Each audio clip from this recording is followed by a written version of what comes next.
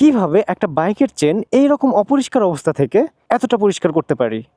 তো বাইকের chain clean করার বেশ কিছু প্রসেস রয়েছে, কিছু প্রসেস আছে যেগুলো অনেক ব্যয়বহুল, আবার এমনও কিছু প্রসেস আছে যেগুলো সহজলভ্য। আজকে আমি আপনাদের দেখাবো কিভাবে একটা বাইকের চেন সবচেয়ে কম খরচে পরিষ্কার করতে পারি এবং সঠিকভাবে লুব্রিকেশন করতে পারি। দেখতে পাচ্ছেন আমার বাইকের চেনের অবস্থা খুবই বাজে অবস্থা হয়ে গেছে। আমি বেশ কিছুদিন হচ্ছে আসলে লুব্রিকেশন করি না এবং চেনটার প্রতি কেয়ারও করি না। এই রাস্টি বা ময়লাযুক্ত এই চেনটা আমি চেষ্টা করব কতটা ঝকঝকে বা পরিষ্কার আমি করতে পারি। শুধু তাই না, এবং সেটা আমি সবচেয়ে কম খরচে করে দেখানোর চেষ্টা করব। তো আমাদের প্রয়োজন হবে মাত্র 3টা জিনিসের। সেটা হচ্ছে first of all kerosene, second একটা ব্রাশ, এবং থার্ড 90 গ্রেডের গিয়ার অয়েল।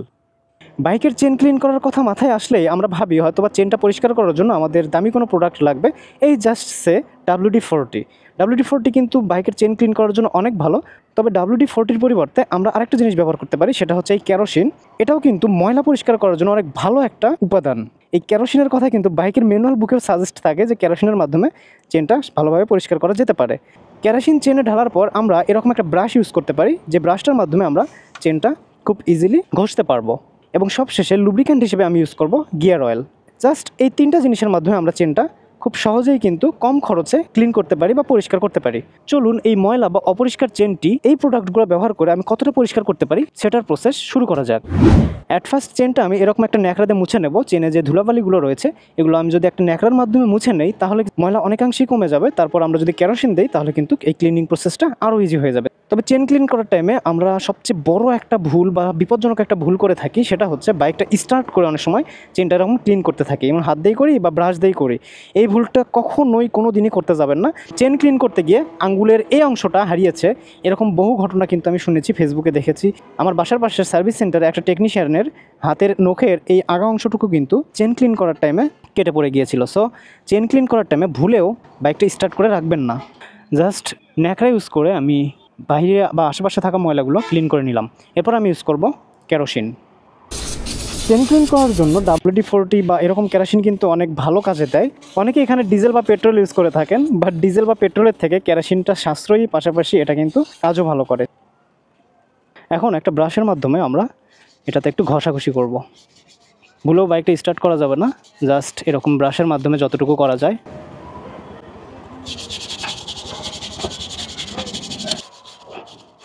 দেখতে পাচ্ছেন পরিষ্কার কিন্তু ভালোই হওয়া শুরু হয়েছে বলা যায়। তো এভাবে সম্পূর্ণ চেনটি আমরা এরকম একটা ব্রাশের মাধ্যমে পরিষ্কার করব এবং সবশেষে মুছে ফেলবো। দেখতে পাচ্ছেন জাস্ট ব্রাশ দিয়ে ঘষার পর চেনের লুকটাই অনেকাংশে চেঞ্জ হয়ে গেছে। আমরা আরও কিছু প্রসেস এভাবেই ফলো করব। তবে একটা সাবধানতা অবলম্বন করতে হবে এখানে। যাদের চেনটা আসলে সিল থাকে, যেমন O টাইপ বা X টাইপের সিলগুলো থাকে, তাদের কিন্তু রাবারের ক্ষতি করবে যদি কেরোসিনটা বেশিক্ষণ দিয়ে রাখা হয়। যাদের চেন O টাইপ বা X টাইপ তারা অবশ্যই খুব তাড়াতাড়ি ধুয়ে ফেলবেন এবং একটা ন্যাপকিনের মাধ্যমে সেটা পরিষ্কার করে নেবেন। অ্যান্ড শুধু এপাশেই মুছলে চলবে না, আমাদের এপাশটাও মোছা জরুরি। তবে ওপাশটা মোছা যেহেতু একটু কষ্টকর, যতটুকু কাভার করা যায় ততটুকুই করতেছি আর কি। তো আমার ঘষাঘষি শেষ, চেনটাও মোটামুটি ক্লিন হয়ে গেছে বলা যায়। এখন আমি চেনটা ধুয়ে ফেলবো। ওয়াশ করার পর দেখা যাবে চেনটা আসলে কতটা ক্লিন হয়েছে। ফাইনালি এটা হচ্ছে আমাদের বাইকের চেনের সর্বশেষ অবস্থা।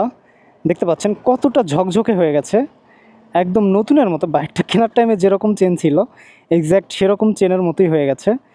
স্ক্রিনে দেখতে পাচ্ছেন এটা হচ্ছে বাইকের চেন ক্লিন করার আগের অবস্থা, কতটা বিশ্রী এবং অপরিষ্কার ছিল।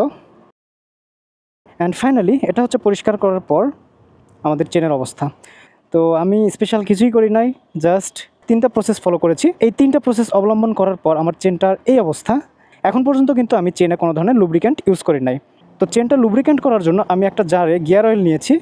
গিয়ার অয়েল কিন্তু দামেও কম, পাশাপাশি কাজও করে অনেক ভালো। বাইকের চেন লুপ করার জন্য এটা কিন্তু ভালো একটা সলিউশন বলা যায়। তো ভিডিওর শুরুতে আমি বলেছিলাম যে কিভাবে আমরা খুব কম খরচে বাইকের চেনটা একদম সুন্দর ঝকঝকে বা পরিষ্কার করতে পারি।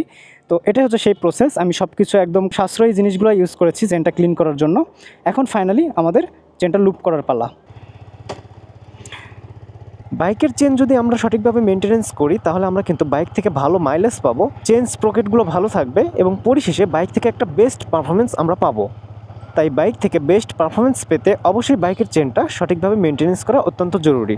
তো এই ছিল কিভাবে সবচেয়ে সহজ উপায়ে এবং সবচেয়ে সাশ্রয়ীভাবে আমরা বাইকের চেন পরিষ্কার করতে পারি বা সঠিকভাবে মেনটেনেন্স করতে পারি।